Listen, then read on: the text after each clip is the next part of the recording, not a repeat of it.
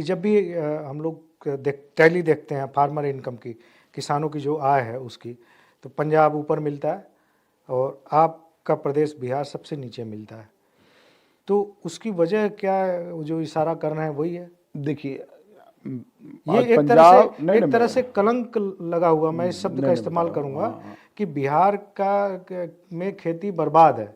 ये लोग कहते हैं खेती बर्बाद है, इसीलिए बिहार का आदमी पलायन करके इधर आ रहा है बिहार के अंदर। तो हम आने वाले समय में हम यह प्रयास करेंगे कि धान गेहूं के अलावे अन्य चीज की भी फसल खेती हो सकती है। जैसे हमारे यहाँ हाजीपुर में, या फिर आप नौगछिया चले जाइए, केले की खेती अच्छी होती है। खगड़िया गछिया में सब मक्के की भी खेती अच्छी होती है। पूरा बेल्ट है, पूरा बेल्ट मक्का और केले की खेती होती है। उसके बाद आप चले जाइए हाजीपुर का जो क्षेत्र है, इधर मिचला हाजीपुर, वैशाली, सीतामढ़ी, ये सब लीची की अच्छी खेती होती है। तो इसको हम और प्रोत्साहित करेंगे और बढ़ाएंगे। उसको सिर्फ प्रोत्साहन देने की जरूरत है। तो आज से मुझे लगता है कि 5 साल पहले तक हम मछली हैदराबाद से आता था, वो उपयोग करते थे।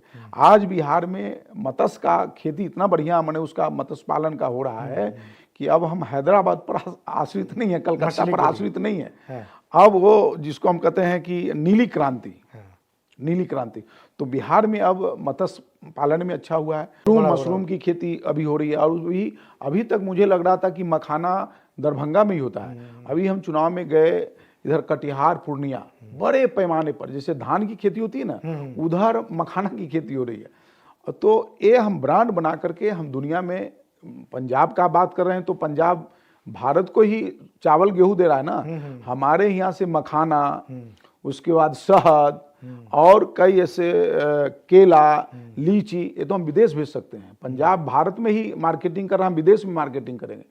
थोड़ा वक्त और मुझे चाहिए।